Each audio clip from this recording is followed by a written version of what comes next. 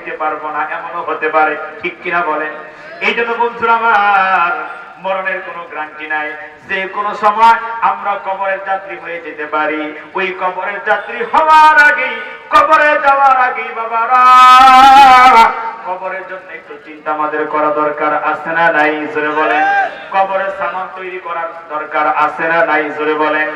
সেই জন্য বাবারা, ভাইরা আমার, ওই কবরের সামান আমাদের করা দরকার।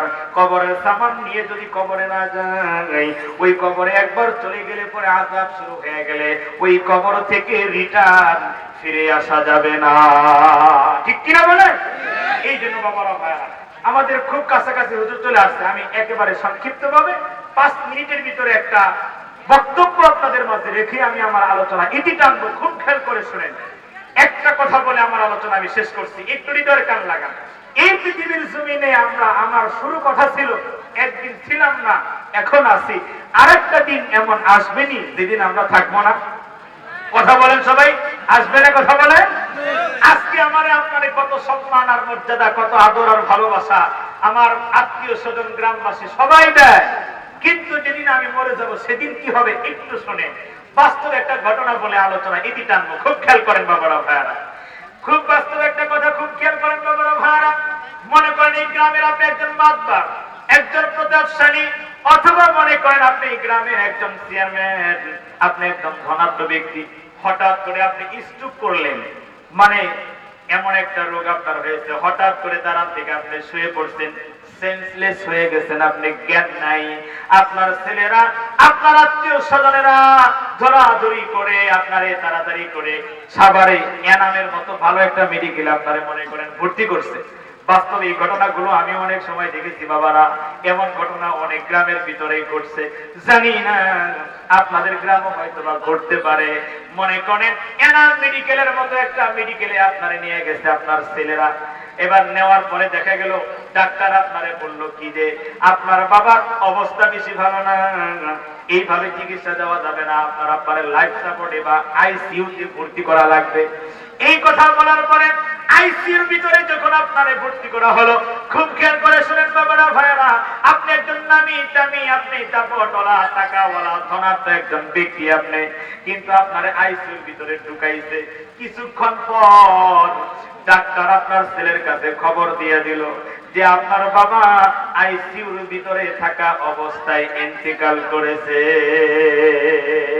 এমন হয় না ঘটনা? কথা বলেন। আইসিইউতেও ঢুকানোর পরেও বাঁচা সম্ভব হয় যদি হায়াত না থাকে। ইদা জা আজালুহুম লা ইস্তাখিরুনা সাআতাও ওয়া লা ইস্তাকদিমুন। আল্লাহ বলে যার মরণ তখন 1 সেকেন্ড আগেও হবে না, 1 সেকেন্ড পরেও হবে না, যথা সময় তার মরণ হয়ে যাবে। তো আইসিইউর ভিতরে মনে করেন আপনি মারা গেলেন, একটু খেয়াল করেন, আপনি মনে করেন মারা গেলেন, সামান্য সময় হয়েছে আপনি মারা গেছেন। এবার আপনার বড় ছেলেটা বাড়িতে থাকা ছোট ছেলের কাছে ফোন দিয়ে কয়, ভাই রে, কয় কি? কয় আব্বা তো আর দুনিয়ায় নাই। বলে তাই নাকি? বলে কি? কয় হ্যাঁ, কিছুক্ষণ আগে ডাক্তার খবর দিল আব্বা ইন্তেকাল করেছে। এই যে খবরটা যখন দিয়ে দিল, এবার বাড়িতে আপনার দিদি কান্না করে, মেয়ে কান্না করে, আত্মীয় স্বজন কান্না করে। এবার আপনার ছোট ছেলেটা বড় ভাইটারে এবার পাল্টা প্রশ্ন করে কি জানেন? এই কথাটা বলে না যে আব্বা কখন বাড়িতে আসবে, বাবারে কখন বাড়িতে আনবা, এমন কথা না বলে এবার ছেলেটা বলতেছে কি, ভাই লাশ কখন মেডিকেল থেকে রিলিজ দিবে, লাশ কখন আসবে। এবার নিজের ছেলে বলতেছে লাশ কখন আসবে। আল্লাহু আকবার। আমাদের গ্রামে একজন হাজী এরশাদ আলী নামে একজন মানুষ, সবাই আপনারা হয়তো চিনবেন, সর্বপ্রথম বিদেশে গিয়েছিল যিনি, হাজী এরশাদ আলী। তার ছেলে রুনু করে নাম। সে যখন এ নামে মারা গেল, পরের দিন সকালে যখন বাসায় আসবে, আমি দেখি গ্রামের সব মানুষগুলো তার বাড়িতে যায়। আমি বলি কোথায় যান আপনারা? বলে অমুক বাড়িতে যাইতেছি। কি জন্য যান? বলতেছে কি জানেন? যে লাশ আসবে, রাস্তায় নাকি আইসা পড়ছে, খুব কাছাকাছি। একজন মানুষ বললো না যে আমার বাবা আসতেছে, আমার চাচা আসতেছে, মামা আসতেছে, ভাই আসতেছে, নামটা পর্যন্ত ধৈর্য বলে না যে রুনু আসতেছে, আব্দুর রহমান আসতেছে, এটা বলে না। সবাই খালি বলে লাশ আসতেছে, ঠিক কিনা বলে?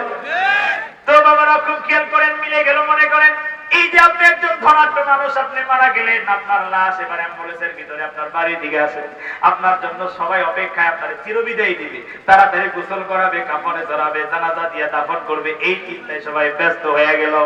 এবার সবাই বলে কখন লাশ আসবে, কখন লাশ আসবে। আমি আপনাদের জিগাইতে চাই বাবারা ভাইরা, এই যে আপনার লাশটা অ্যাম্বুলেন্সের ভিতরে করে আপনার বাড়ি পর্যন্ত যখন নিয়ে আসছে, আনার পরে বলেন তো অ্যাম্বুলেন্সের ভিতর থেকে এই মাতবর সাহেবকে, এই ধনাঢ্য মানুষটাকে বের করার পরে এই বিল্ডিং এর ভিতরে এসিওয়ালা রুমে কয়েক ঘন্টার জন্য ঢুকাবে? কথা বলেন, ঢুকাবে? 1 মিনিটের জন্য আপনারে আমারে ওই আপনার বিল্ডিং এর ভিতরে আর ঢুকাবে না। খুব জোর হলে আপনার বাড়ির উঠানে অথবা বারান্দার ভিতরে একটা সিরা পানি বিছায়া শোয়ায়া দিবে। ঠিক কিনা বলেন? সিরা একটা পানি বিছায়া শোয়ায়া দিবে, আপনার চির বিদায় হয়ে যাবে। কার জন্য কি করলেন? এই এত সুন্দর বিল্ডিং, এত সুন্দর নামি আর দামি, এত সুন্দর দালান আপনি করলেন, রাজকীয় বাড়ি আপনার, কিন্তু আপনারে তো ঘরের ভিতরে ঢুকতে দেয় না, আপনারে বাহিরের দিকে গোসল করাইয়া দিল, আপনারে বাহিরের দিকে জামা পরাইয়া দিল, আপনারে চিরবিদায় দেওয়ার জন্য সবাই আপনার পিছনে পিছনে হাঁটে, কাঁধে করে ওই জানাজার ময়দানে নিয়া আপনার জন্য চির একটা দোয়া জানাজার নামাজ পড়িয়া এবার যখন কাঁধে করে অন্ধকার কবরের দিকে নিয়ে যায়, ও মুসলিমাবাদ গ্রামের বাবারা ভাইয়েরা, পর্দার অঞ্চলের মা বোনেরা আমার, এই দিনটা আমাদের সবার জীবনে আসবে গো। একদিন আগে অথবা পরে আমাদের সবাইকে অন্ধকার কবরে যাওয়া লাগবে। সেই দিন দুনিয়ার মানুষগুলো আমার আপনারে বিদায় দেওয়ার জন্য পাগল হয়ে যাবে। কেউ বলবে না এই মানুষটা অনেক টাকা বলা ছিল, এই মানুষটা অনেক দাম বলা ছিল, এই মানুষটা অনেক সম্মান বলা ছিল, এত তাড়াতাড়ি কবর দিও না, এমন বলবে না। বরং আপনারে আমারে যারা বেশি ভালোবাসে, ওই ভালোবাসার মানুষগুলো তাড়াতাড়ি কাপড়ের কাপড় কিনতে যাবে, ভালোবাসার মানুষগুলো তাড়াতাড়ি করে আমার আপনারে ধরে ধরে গোসল করাবে, ভালোবাসার মানুষগুলোই তাড়াতাড়ি করে কবর খনন করবে, ভালোবাসার মানুষগুলো তাড়াতাড়ি করে আমার আপনারা দাফন করে দিবে। ওই কবরে যাওয়ার আগে আসল বাবারা ভাইয়ার, আমরা কবরের জন্য কিছু সামান নিয়ে যাই, কবরের সামান না নিয়ে আমরা কেউ কবরে যাব না।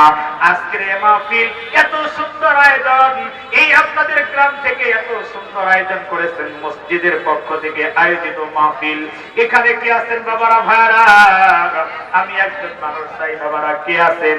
আল্লাহর ঘর মসজিদের জন্য ওই কবরের চিন্তায়, কবরের কথা মনে করে একজন মানুষ একটু তাড়াতাড়ি করে বলবেন, মাত্র 50,000 টাকা এই মসজিদের জন্য দান করবেন।